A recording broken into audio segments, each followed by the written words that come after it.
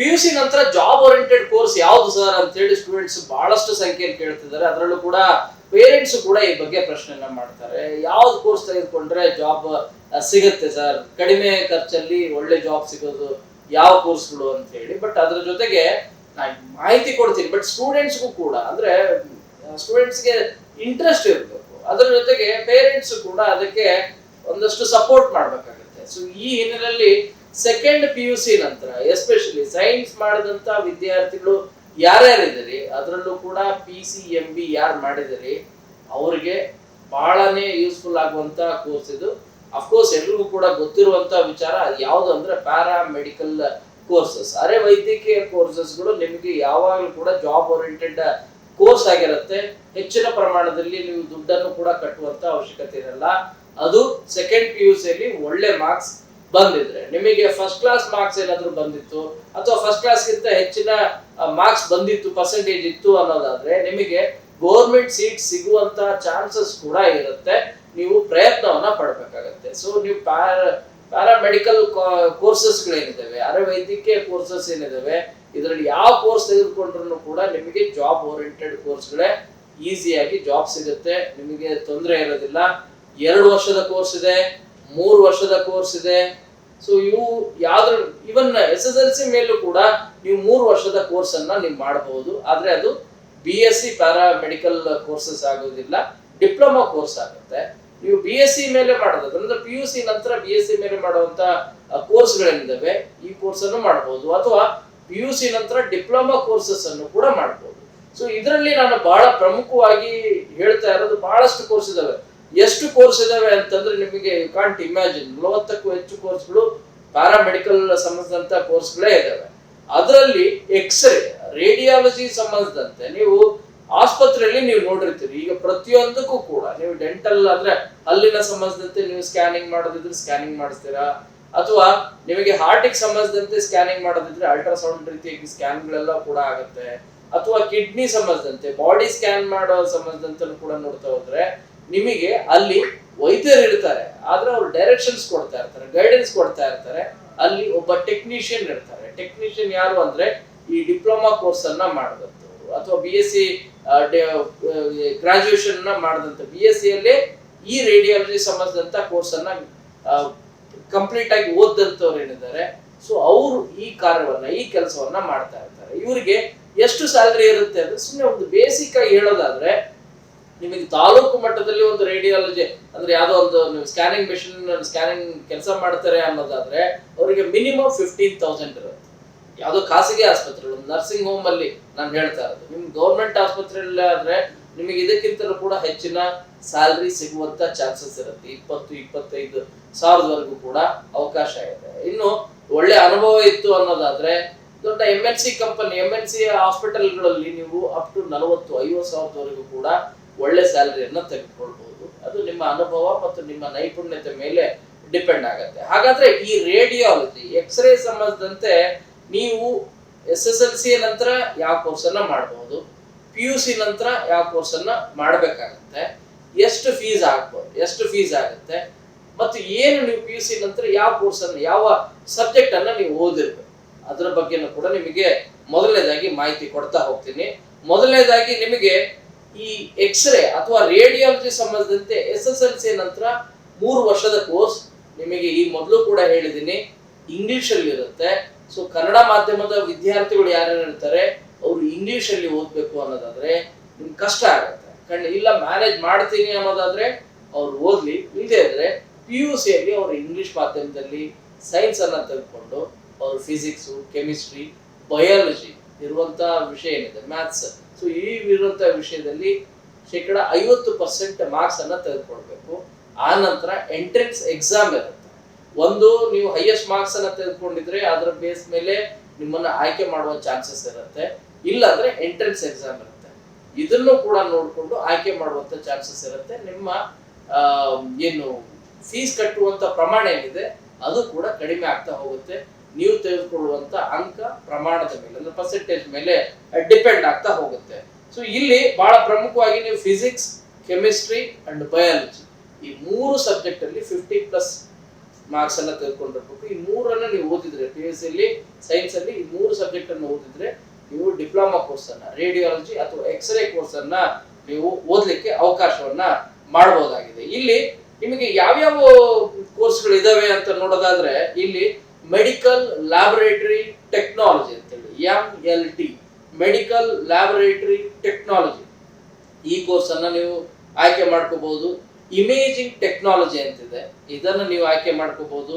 Dialysis ಸಂಬಂಧಿಸಿದಂತೆ technology ಇದೆ, ಇದಕ್ಕೆ ಸಂಬಂಧಿಸಿದಂತೆ ನೀವು ಕೋರ್ಸ್ ಅನ್ನ ಆಯ್ಕೆ ಮಾಡ್ಕೋಬಹುದು.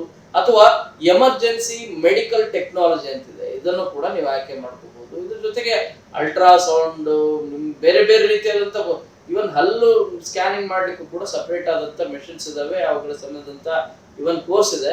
ರೇಡಿಯಾಲಜಿ ಮತ್ತು ಎಕ್ಸ್ರೇ ಅಲ್ಲಿ ಬಹುತೇಕವಾಗಿ ಎಲ್ಲವನ್ನು ಕೂಡ ನೀವು ಕವರ್ ಮಾಡ್ತೀರಿ ಯಾವಾಗ ಅಂದ್ರೆ PUC ನಂತರ ಡಿಪ್ಲೊಮಾ ಕೋರ್ಸ್ 3 ವರ್ಷದ ಕೋರ್ಸ್ ಅನ್ನ ಆಯ್ಕೆ ಮಾಡ್ಕೊಂಡ್ರೆ, ಅಥವಾ BSc ಅಲ್ಲಿ ನೀವು ಪ್ಯಾರಾಮೆಡಿಕಲ್ ಕೋರ್ಸ್ ಅನ್ನ ಆಯ್ಕೆ ಮಾಡ್ಕೊಂಡ್ರೆ ಇವನ್ನ ನೀವು ಆಯ್ಕೆ ಇನ್ನು ಕಂಪ್ಲೀಟ್ ಆಗಿ ಓದ್ತೀರಾ. ಹಾಗಾದ್ರೆ ನಿಮಗೆ ಇಲ್ಲಿ ಬಹಳ ಪ್ರಮುಖವಾಗಿ ಇರೋದು ಎಷ್ಟು ಆಗುತ್ತೆ ಸರ್ ಇದು ಫೀಸು ಅಂತ ಹೇಳಿ. ಗೌರ್ಮೆಂಟ್ ಸೀಟ್ ಸಿಕ್ಕರೆ ನಿಮಗೆ ಫೀಸ್ ಇರೋದೇ ಇಲ್ಲ, ಸ್ಕಾಲರ್ಶಿಪ್ ಬರುತ್ತೆ, ತೊಂದರೆ ಆಗೋದಿಲ್ಲ. ನೀವು ಹಾಸ್ಟೆಲ್ ಒಂದು ಫೀಸ್ ಅನ್ನು ನೀವು ಭರಿಸಬೇಕಾಗತ್ತೆ. ಕೆಲವು ಕಡೆ ಹಾಸ್ಟೆಲ್ ಕೂಡ ತೊಂದರೆ ಏನಾಗೋದಿಲ್ಲ.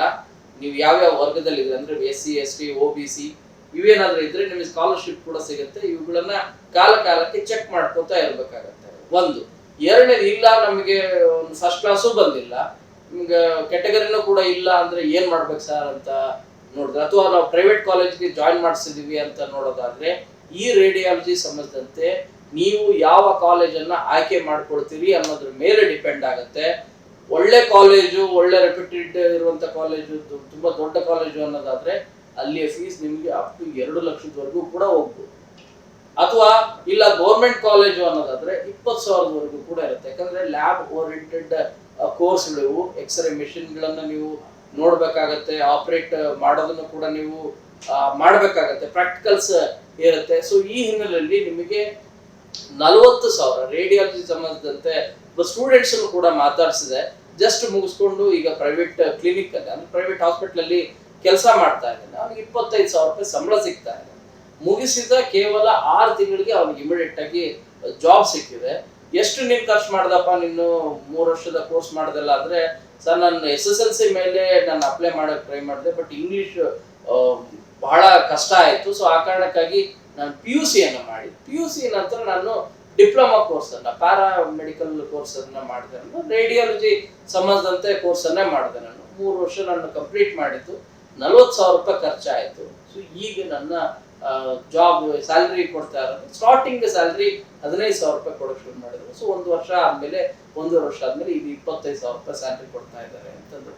ಬಟ್ ಅದೇ ಹೇಳ್ತಾ ಇರೋದು, SSLC ನಂತರನೂ ಕೂಡ ನಿಮ್ಗೆ ಮಾಡ್ಲಿಕ್ಕೆ ಅವಕಾಶ ಇದೆ. ಬಟ್ ಏನಂದ್ರೆ ನಿಮಗೆ ಕಮ್ಯುನಿಕೇಶನ್ ಸ್ಕಿಲ್, ಇಂಗ್ಲಿಷ್ ಬೇಕಾಗತ್ತೆ. ಯಾಕಂದ್ರೆ ಪ್ರತಿಯೊಂದು ವಿಷಯನೂ ಕೂಡ ಇಂಗ್ಲಿಷ್ ಅಲ್ಲೇ ಇರುತ್ತೆ. ಸೈನ್ಸ್ ಅನ್ನ ನೀವು ಅರ್ಥ ಮಾಡ್ಕೋಬೇಕಾಗತ್ತೆ. SSLC ವರೆಗೂ ಓದಿರುವಂತ ವಿಜ್ಞಾನದ ವಿಷಯನೇ ಬೇರೆ ಆಗುತ್ತೆ. ನೀವು PUC ಒಂದಷ್ಟು ಓದ್ಕೊಂಡಿದ್ದು ತುಂಬಾ ಅನುಕೂಲ ಆಗುತ್ತೆ. ನನ್ನ ಸಜೆಷನ್ ಇರೋದು SSLC ನಂತರ ಈ ಕೋರ್ಸ್ಗಳಿಗೆ ಜಾಯಿನ್ ಆಗಬೇಡಿ. PUC ನಂತರ ಬೆಟರ್. PUC ನಂತರ ಅದರಲ್ಲೂ ಕೂಡ ಕೆಮಿಸ್ಟ್ರಿ, ಫಿಸಿಕ್ಸ್ ಮತ್ತು ಬಯಾಲಜಿ ಇರುವಂತ ವಿಷಯಗಳನ್ನು ಹೊಂದ್ಕೊಂಡು PUC ನ ಕಂಪ್ಲೀಟ್ ಮಾಡಿ. ಸೊ ಇಂಗ್ಲಿಷ್ ಅಲ್ಲಿ ನೀವು ಓದಿದ್ರೆ ತುಂಬಾನೇ ಅನುಕೂಲ ಆಗುತ್ತೆ, ಮ್ಯಾಕ್ಸಿಮಮ್ ಅನುಕೂಲ ಆಗುತ್ತೆ.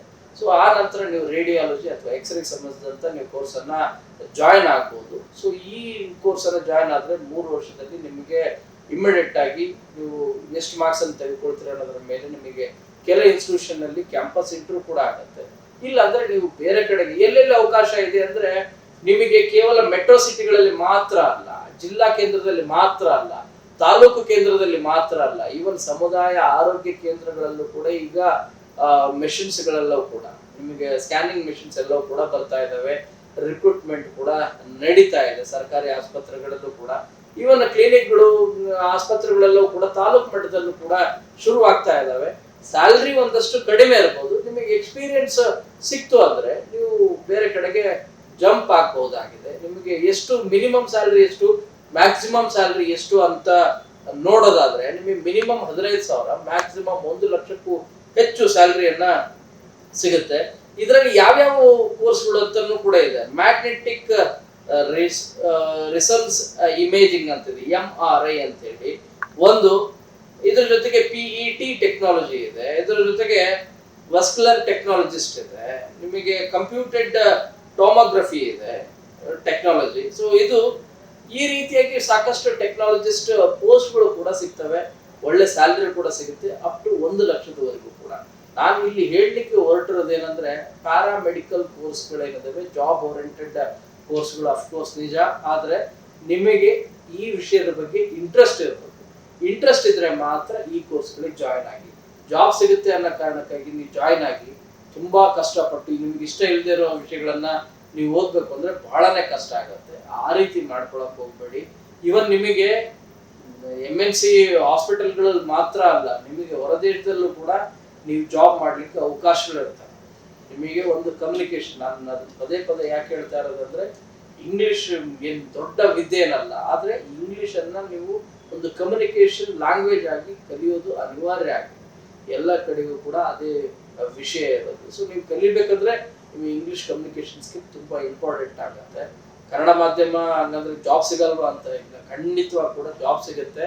ಬಟ್ ಏನ್ ಬಯಸ್ತಾ ಇದೆ, ಯಾಕಂದ್ರೆ ಮೆಡಿಕಲ್ ಫೀಲ್ಡ್ ಅಲ್ಲಿ ನಿಮಗೆ ಇಂಗ್ಲಿಷ್ ತುಂಬಾನೇ ಅನಿವಾರ್ಯ ಕೂಡ ಆಗುತ್ತೆ. ನೀವು ಕೋರ್ಸ್ ಅನ್ನು ಓದ್ಬೇಕು ಅಂದ್ರೂ ಕೂಡ ಇಂಗ್ಲಿಷ್ ಅಲ್ಲೇ ನಿಮಗೆ ಎಲ್ಲ ಟೆಕ್ಸ್ಟ್ಗಳು ಇರ್ತದೆ. ಅದನ್ನ ನೀವು ಓದಿ ತಿಳ್ಕೊಳ್ಬೇಕಂದ್ರೆ ಇಂಗ್ಲಿಷ್ ಸ್ಕಿಲ್ ನಿಮ್ಗೆ ಅಂದ್ರೆ ಕಮ್ಯುನಿಕೇಶನ್ ಸ್ಕಿಲ್ ಇತ್ತು ಅಂದ್ರೆ ಅದನ್ನು ಓದಿ ಅರ್ಥೈಸ್ಕೊಳ್ಳುವುದು ನಿಮಗೆ ಗೊತ್ತಾಯ್ತು ಅಂದ್ರೆ ನಿಮ್ಗೇನು ದೊಡ್ಡ ಇದೇನಾಗಲ್ಲ. ನಮ್ಮ ಕನ್ನಡ ಮಾಧ್ಯಮದವರ ದೊಡ್ಡ ಸಮಸ್ಯೆ ಅಂದ್ರೆ ವಿಷಯದ ಬಗ್ಗೆ ಇಂಟ್ರೆಸ್ಟ್ ಇರುತ್ತೆ, ಪರಿಣಿತಿನೂ ಕೂಡ ಇರೋಕೆ ಇಷ್ಟಪಡ್ತಾರೆ, ಅಂದ್ರೆ ಪರಿಣಿತಿನೂ ಕೂಡ ಹೊಂದ್ತಾರೆ, ಆದ್ರೆ ಅವರಿಗೆ ಕಮ್ಯುನಿಕೇಶನ್ ಸ್ಕಿಲ್ ಬಹಳ ಇಂಪಾರ್ಟೆಂಟ್ ಆಗುತ್ತೆ.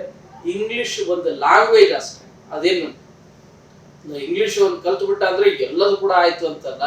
ಇಂಗ್ಲಿಷ್ ಓದಿದಂತ ಇಂಗ್ಲಿಷ್ ಕಲ್ತಿರುವಂತ ವಿದ್ಯಾರ್ಥಿಗಳಿಗೆ ಕನ್ನಡ ಮಾಧ್ಯಮದವರು ಯೋಚಿಸುವ ರೀತಿಯಾಗಿ ನಿಜವಾಗ್ಲೂ ಕೂಡ ಇರೋದಿಲ್ಲ. ಅಷ್ಟು ಅದ್ಭುತವಾದಂತ ಪ್ರತಿಭೆಗಳು ಬಹಳಷ್ಟು ಸಂಖ್ಯೆಯಲ್ಲಿ ಇದ್ದಾರೆ.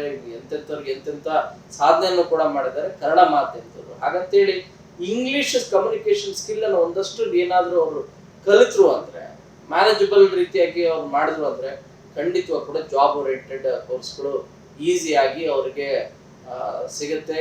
ಅವ್ರ ಜಾಬ್ ಅನ್ನು ಕೂಡ ಮಾಡಬಹುದಾಗಿದೆ, ಅವರ ಕರಿಯರ್ ಅನ್ನು ಕೂಡ ಒಳ್ಳೆ ರೀತಿಯಾಗಿ ತೆಗೆದುಕೊಂಡು ಹೋಗಬಹುದಾಗಿದೆ. ಸೊ ಇದು SSLC ನಂತರ ಕೂಡ 3 ವರ್ಷದ ಕೋರ್ಸ್ ಅನ್ನು ಮಾಡಬಹುದು. PUC ನಂತರ ಕೂಡ ಡಿಪ್ಲೊಮಾ ಕೋರ್ಸ್, ಪ್ಯಾರಾಮೆಡಿಕಲ್ ಕೋರ್ಸಸ್, ಅದರಲ್ಲೂ ಕೂಡ ಎಕ್ಸ್ರೇ, ನಿಮಗೆ ರೇಡಿಯಾಲಜಿ ಸಂಬಂಧಿಸಿದಂತ ಕೋರ್ಸ್. ಈ ಕೋರ್ಸ್ ಅನ್ನ ಮಾಡಿದ್ರೆ ನಿಮಗೆ ಜಾಬ್ ಬಹುತೇಕ ಸಿಗುತ್ತೆ, ತೊಂದರೆ ಏನಿಲ್ಲ. ಬಟ್ ಇಲ್ಲ ಸರ್ ನಾನು ಇಷ್ಟೆಲ್ಲ ಖರ್ಚು ಮಾಡಿ ಒಂದು 15,000 ಸಂಬಳಕ್ಕೆ ನಾನು ಮಾಡ್ಬೇಕಲ್ಲ. ಬಟ್ ನಿಮ್ಗೆ ಆರಂಭದಲ್ಲಿ ಒಂದು 2 ವರ್ಷ ಆದ ನಂತರ ನಿಮ್ಗೆ ಒಳ್ಳೆ ಆಪರ್ಚುನಿಟಿ ಸಿಗ್ತದ್ರೆ ಇವನ್ ಗೌರ್ಮೆಂಟ್ ಜಾಬ್ ಅಲ್ಲಿ ನಿಮಗೆ ಈಸಿಯಾಗಿ ನಿಮಗೆ ಸಿಗೋ ಚಾನ್ಸಸ್ ಇರುತ್ತೆ. ಇವನ್ ಪ್ರೈವೇಟ್ ಹಾಸ್ಪಿಟಲ್ಗಳಲ್ಲಿ, ಒಳ್ಳೊಳ್ಳೆ ಹಾಸ್ಪಿಟಲ್ಗಳಲ್ಲಿ ಒಳ್ಳೆ ಸ್ಯಾಲರಿಯನ್ನು ಕೂಡ ಕೊಟ್ಟು ನಿಮ್ಮನ್ನ ಜಾಯಿನ್ ಮಾಡಿಸ್ಕೊಳ್ತಾರೆ. ಸೊ ಇದು ನಿಮಗೆ ಈ ರೇಡಿಯಾಲಜಿ ಅಥವಾ ಎಕ್ಸ್ರೇ ಸಂಬಂಧಿಸಿದಂತ ಕೋರ್ಸಿಗೆ ಸಂಬಂಧಿಸಿದಂತ ಮಾಹಿತಿಯನ್ನು ನಿಮಗೆ ಕೊಟ್ಟಿದ್ದೀನಿ. ಈ ಮಾಹಿತಿ ನಿಮಗೆ ಇಷ್ಟ ಆಗಿದೆ ಅಂತ ಭಾವಿಸ್ತೀನಿ. ಕ್ಯಾಮರಾ ಪರ್ಸನ್ ಗುರುಶೇಖರ್ ಜೊತೆ ಶರಣು ಹಂಪಿ, ನ್ಯೂಸ್ 8.